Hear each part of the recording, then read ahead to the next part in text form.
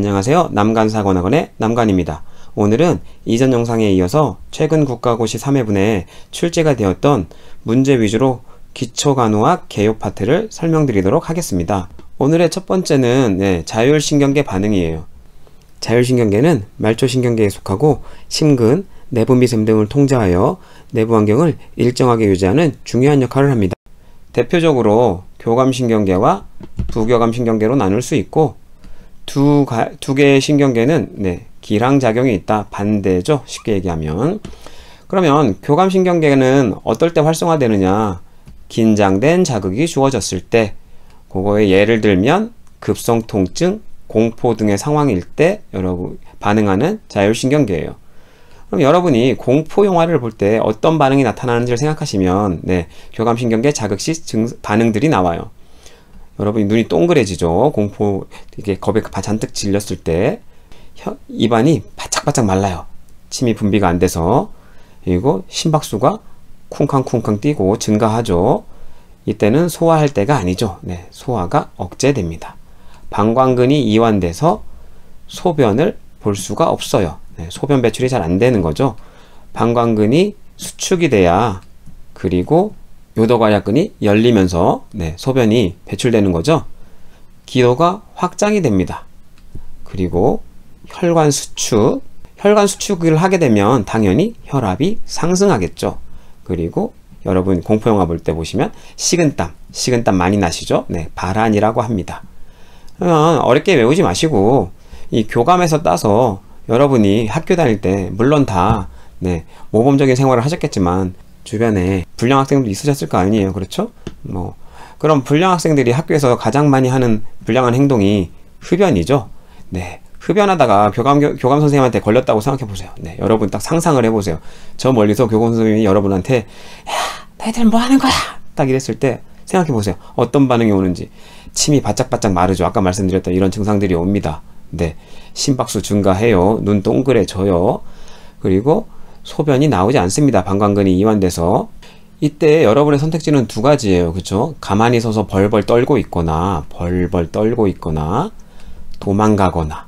그러면 도망갈 때 지금 이 반응들이 다 도움이 되거든요. 동공이 확대돼서 시야가 넓어지죠. 시야가 넓어지고 심박수가 증가하고 혈관 수축, 혈압이 상승해서 여러분이 도망갈 때 근골격계를 사용할 텐데 근골격계에 적절한 혈액을 제공해 주죠. 필요한 산소와 영양분을 제공해 줄 거예요. 그리고 도망가기 위해 기도가 확장돼서 호흡이 편안해져요. 보시면 이렇게 기억하시면 여러분이 교감신경계 자극 증상을 조금은 수월하게 기억하실 수 있을 거라 생각합니다. 자, 그러면 부교감신경계는 아까 교감신경계의 기량작용이라고 말씀드렸잖아요. 그러니까 긴장된 자극이 아니라 안정된 상황에서 반응하는 자율신경계. 여러분 집에 칩 소파에 누워서 TV를 볼 때 그때 활성화되는 신경계가 부교감신경계예요. 그러면 부교감신경계 자극 시 어떤 반응이 오느냐? 아까 기량이라고 했으니까 교감신경계와 반대. 동공은 축소되겠고 타액 분비는 잘 되겠죠. 그래서 이때 식사를 하면 소화가 잘 돼요. 심박수가 줄어들고 소화는 잘 되고 방광근은 수축되어서 여러분이 필요에 따라 안정된 상황이기 때문에 소변도 볼 수 있고 기도도 편안하기 때문에 호흡을 빨리 할 필요도 없고 약간 원래대로 좁아집니다. 원래 크기로 돌아와요. 그리고 혈관도 이완되고 그러면 혈압도 원래대로 정상 수치를 유지할 수 있고요. 식은땀 나진 않잖아요. 여러분이 안정적인 상황에. 이렇게 기억하시면 될 것 같습니다. 열 중증 관리라고 해서 열이 많은 환경에서 초래되는 질환들인데 이런 시험 문제도 여러분이 꽤 잘 나와요. 특히나 이 세 가지 열사병, 열피로, 열경련 요게 문제가 잘 나오기 때문에 요걸 좀 집중적으로 제가 알려드릴 거고요. 일사병은 간단합니다. 여러분 학교 다닐 때 아까 교감 선생님이었는데 여기는 이제 교장 선생님이죠. 교장 선생님이 아침에 조회한다고 학생들 모아놓고 길게 얘기하시는 분들이 있어요. 그렇죠? 그렇게 길게 얘기하면 직사광선, 직사광선이 열선이라고 하고 직사광선 중에 이 적외선, 열선이라고도 하죠. 이 열선에 의해서 우리 몸이 열에 노출이 많이 되기 때문에 수분과 전해질이 손실되면서 오는 질환이에요. 그래서 여러분이 가끔 친구들이 한 명씩, 두 명씩 쓰러질 때 있죠. 네, 현기증이나 현운 이런 두통의 증상으로 가끔 쓰러지는 학생들이 있어요. 이게 더 악화되면 열사병으로 갈 수가 있는데, 열사병은 좀 이따 말씀드리겠지만 체온 조절 중추가 망가져서 40도 이상의 고열이 나는 질환이에요. 무슨 얘기냐? 그러면 일사병은 40도 이상까지는 나지 않는다는 거죠. 그 정도 고온은 아니고 그래도 좀 고온을 초래할 수 있고, 그것 때문에 땀이나 이런 것 때문에 수분 소실, 전해질 등이 손실되고, 그래서 약간의 저혈압은 초래될 수 있다. 그럼 어떤 처치를 하면 되느냐? 시원한 곳으로 이동해서 수분과 전해질을 보충해주면 돼요. 간단하죠. 이 시원한 곳으로의 이동은 열 중증 관리의 기본이죠. 왜? 더워서 초래된 질환들이기 때문에 시원한 곳으로 이동하면 그나마 그 환자들에게 도움이 되겠죠. 가장 기본이에요. 자, 그러면 첫 번째, 열사병. 열사병의 포인트는 체온 조절 중추가 잘 작동하지 않는 거예요. 체온 조절 중추가 뭐냐? 시상하부입니다. 이것도 여러분 단순 암기 문제로 자주 출제될 수 있기 때문에 체온 조절 중추, 시상하부 꼭 외우시고요. 그러면 체온을 조절해주는 시상하부가 잘 기능하지 않기 때문에 이 열이 초래되는 상황에 열이 떨어지지 않는 거예요. 그래서 심부 체온이 40도 이상 고열이 납니다. 체온 조절 중추가 망가졌기 때문에 땀 분비가 잘 되지 않아요. 그러면서 열이 나는 거고, 홍조 증상, 얼굴에 홍조 증상이 나타날 수 있고, 그래서 혼수 상태까지 더 심각하게 가면 고열에 의해서 뇌 기능이 제대로 되지 않으면서 혼수 상태까지 초래할 수 있어요. 그렇기 때문에 사망률이 가장 높은 질환입니다. 자, 그러면 가장 중요한 건 뭐겠어요? 체온을 식히는 거죠. 당연히 체온을 빨리 식혀주는 것이 좋아요. 그래서 얼음물 목욕이라든지 체온을 식힐 수 있는 모든 행위가 좋은 간호가 됩니다. 시원한 곳은 공통이라고 했죠. 자, 열 피로의 키워드는 쇼크예요. 쇼크. 더운 날씨 여러분 생각해 보세요. 땀을 줄줄줄 흘리죠. 그래서 염분과 수분이 손실되어서 저혈압을 초래하는 쇼크 증상이 이 열피로의 가장 키워드입니다. 쇼크 증상으로 여러분 다 아실 거예요. 이제 맥박 상승, 혈압 떨어짐이 올 수 있고, 쇼크의 또 다른 대표적인 증상, 피부는 차고 창백, 혈액순환이 제대로 안 돼서 그런 거죠. 쇼크에 대한 처치는 가장 기본이 심장으로 가는 혈액량을 늘려라잖아요. 그럼 심장으로 가는 혈액량을 늘리기 위해서 골반고이, 또 다른 말로 변형된 트렌델렌버그라고 하죠. 변형된 트렌델렌버그 체위, 변형된 트렌델렌버그 체위를 취해주시면 되고, 시원한 곳은 공통. 만약에 병원에 가 있다면 등장액인 생리식염수 이런 걸 정맥주사로 넣어줄 수 있겠죠. 그리고 마지막으로 열경련. 열경련은 아까 위에서 염분을 소실한다고 했는데, 그것보다 훨씬 더 많은 다량의 염분을 소실하게 되면 전해질 불균형에 의해서 근육경련이 일어난다는 거죠. 수의근의 경련이 일어나므로 통증도 초래할 수 있어요. 그래서 결국은 염분의 소실이기 때문에 처치는 뭐겠어요? 이 소금물을 먹이는 거죠. 소금물을 먹이거나 병원에 있다면 0.9% 식염수, 염분을 채워줘야겠죠. 시원한 곳으로의 이동은 공통사항. 그 다음으로 여러분 시험에 엄청나게 자주 출제되는 당뇨죠. 당뇨는 병원에서 DM이라고 많이들 해요. DM 환자 하면 여러분 당뇨라고 생각하시면 됩니다. 그러면 당뇨는 크게 제1형, 제2형 당뇨로 나뉘죠. 제1형 당뇨의 또 다른 이름은 소아당뇨라고도 하고, 제2형 당뇨의 또 다른 이름은 성인 당뇨라고도 하죠. 어릴 때부터 온다, 성인이 되어서 온다. 기억하시면 이렇게 보시면 되고요. 그래서 발생 연령을 보면 40세 이전에 보통 발생을 하게 되고, 일반적으로 40세 이후에 제2형 당뇨는 발생을 합니다. 이 두 가지를 구분하는 가장 쉬운 방법은 인슐린 생산 여부예요. 그래서 제1형 당뇨는 인슐린이 분비가 되지 않습니다. 2형 당뇨는 분비는 되나 작용이 제대로 되지 않는 경우예요. 그래서 성인이 되어서 식습관이 안 좋거나, 그리고 좌식 생활 등으로 운동을 거의 하지 않는 경우에 안 좋은 생활 습관 때문에 제2형 당뇨가 발생할 수 있죠. 그리고 소아당뇨는 어릴 때부터, 태어날 때부터 분비되지 않거나 혹은 이후 자가면역 질환 등으로 인해서 췌장에 베타세포, 인슐린이 분비되는 세포죠. 이 세포가 망가졌을 때 발생하는 게 제1형 당뇨예요. 어릴 때부터 1형 당뇨는 인슐린이 분비되지 않기 때문에 포도당을 제대로 활용할 수가 없겠죠. 그러니까 당연히 마른 체격, 그리고 식습관이 안 좋고 뭐 저식생활 위주로 했던 사람들이기 때문에 초반에는 과체중, 과체중인 경우가 많습니다. 증상은 인슐린이 분비가 안 되기 때문에 갑자기 나타나겠죠. 자가면역 질환 등으로 뭐 갑자기 분비가 안 되는 경우에 나타나기 때문에 여기는 여러분도 아시다시피 천천히 나타나요. 증상이 거의 없거나 서서히 나타납니다. 인슐린 치료는 분비가 안 되기 때문에 당연히 필요하고요. 반드시 필요하고, 보통 초기에는 제2형 당뇨인 경우에는 경구형 혈당 강화제를 사용하죠. 경구형 혈당 강화제를 먼저 사용해 보고 반응이 없으면 추후에 인슐린 치료를 해볼 수도 있다. 전체 당뇨는 당연히 제2형 당뇨가 훨씬 더 많아요. 90% 이상. 그리고 뭐 제1형 당뇨는 10% 정도밖에 안 됩니다. 이런 문제는 여러분 시험에 잘 나오진 않아요. 그래서 크게 제1형 당뇨는 인슐린이 분비되지 않는다. 제2형 당뇨는 소량 분비되지만 제대로 작동하지 않는 경우다. 제대로 작동하지 않는다는 거. 그리고 발생 연령이 어릴 때, 나이가 좀 들어서, 그리고 인슐린 치료가 필요하냐 아니냐, 경구형 혈당 강화제를 사용하느냐, 이런 게 가장 시험에 많이 나오기 때문에 이런 부분 좀 중점적으로 보시고요.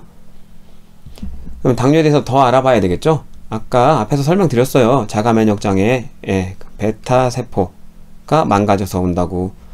그게 원인이 될 수도 있고, 유전은 항상 모든 질환의 원인이 되겠죠. 아까 환경, 식습관이라든지 생활습관, 이런 걸 말씀드렸어요. 임상증상으로는 다음, 다식, 다뇨의 3대 증상, 여기에 다가를 추가하면 4대 증상이 됩니다. 이거 어떻게 쉽게 외울 수 있냐 하면, 그러면 당뇨라는 것이 결국은 혈당이 높은 것을 얘기하잖아요. 그렇죠? 혈당이 높으면 이 혈관 안에 당 수치가 높겠죠. 이 당 수치가 높으면 그러면 사람은 당연히 갈증을 느낍니다. 그렇죠? 갈증을 많이 느낀다. 그래서 다갈. 그럼 다갈이 오면 물을 많이 먹겠죠. 다음이 옵니다. 다음. 그럼 물을 많이 먹었어요. 그럼 뭐가 와요? 당연히 소변을 많이 보겠죠. 다뇨가 옵니다. 다뇨. 그럼 다식은 왜 올까요? 여기서 여러분이 많이 헷갈리시는데, 얘가 예전 영상에 설명드리는 게 있어요. 인슐린의 역할은 뭐냐? 여러분이 우리 몸에 이 조직 세포 안에 포도당을 넣어주는 역할을 합니다. 인슐린 기능이 잘 안 되거나 아예 없다면 포도당을 세포 안에 넣어줄 수 없겠죠. 그러면 세포는 배가 고파요. 그래서 배가 고프다고 느끼기 때문에 식사를 하게 되는 거죠. 그러면 또 혈당이 올라가고, 이렇게 악순환이 되는 거예요. 4대 증상 외에도 제대로 포도당을 활용하지 못하기 때문에 체중 감소가 오고, 그렇기 때문에 당연히 피로감도 올 수 있어요. 진단검사도 여러분 시험에 가끔 나오긴 하는데 자주 출제되진 않습니다. 그리고 좀 어려워요. 다 암기해야 되기 때문에. 그래서 외우실 분들은 좀 외우시되, 어렵다 하시는 분들은 공복시 혈당은 꼭 외워두세요. 그래도 제일 잘 나오니까. 공복시 혈당은 보통 100 미만을 얘기합니다. 그래서 보통 70에서 보통 99 정도가 정상 수치라고 생각하시면 되고, 당뇨 전 단계에서 이 정도, 당뇨에서 126 정도가 나온다고 합니다. 식후 1시간 혈당 검사에서는 정상이 180, 가로는 2시간이에요. 2시간인 경우엔 140 이하. 이게 정상 수치고, 시험에 잘 안 나오기 때문에 보실 분들만 좀 보시고요. 당화혈색소도 여러분 시험에 그렇게 잘 나오진 않습니다. 4에서 6% 레인지 안에 들면 정상 수치라고 얘기하는데, 요거 당화혈색소를 좀 하나 알려드리면, 혈색소가 헤모글로빈이잖아요. 그래서 이 여러분의 포도당 수치가 헤모글로빈에 붙어 있어요. 쉽게 얘기하면 헤모글로빈에 여러분 혈당이 붙어서 여러분의 한 3개월치의 평균을 보여준다고 생각하면 맞아요. 여러분 시험에 나오는 내용은 아니기 때문에 그냥 재미로 좀 알아두시고요. 그래서 여러분이 당뇨가 있으신 분들이 병원 간다고 며칠 반짝 관리를 좀 하시죠. 예. 관리를 하셔서 병원에 가서 혈당을 체크했는데 정상으로 나왔어요. 그래서 이제 당당하게 의사 선생님한테 갔는데 의사 선생님은 이 결과를 당연히 받겠죠. 그래서 이 검사 결과를 바탕으로 여러분이 혈당 관리를 잘 했는지 안 했는지 알 수 있다는 거죠. 네. 여러분 시험에 그렇게 잘 나오진 않기 때문에 이 정도만 설명드리고, 그 이외에도 당부하 검사가 있어요. 당을 한 75g 정도 부하한 후에 30분 간격으로 뭐 이렇게 체크하는 검사들인데, 여러분 시험에 그렇게 잘 나오진 않기 때문에 그 외에도 당화 알부민, 혈청 인슐린 등 이런 게 진단 검사에 활용될 수 있어요. 자, 그러면 합병증으로는 뭐가 있느냐? 합병증으로 가장 어렵게 나왔을 때 나오는 문제가 이 급성 합병증이에요. DKA라고 당뇨병성 케톤산증, 그리고 고혈당, 고삼투 비케톤성 증후군. 이름부터 어렵죠? 네, 여러분 시험에 자주 출제되진 않기 때문에 그래도 뭐 설명 안 하고 넘어가긴 그렇기 때문에 그냥 쉽게 설명드리면, 당뇨병성 케톤산증은 제1형 당뇨에서 많이 오고요. 이 HHS라고 하는 건 제2형 당뇨에서 많이 옵니다. 왜 그러냐면 제1형 당뇨는 인슐린이 분비가 안 되기 때문에 오는 질환이라고 했잖아요.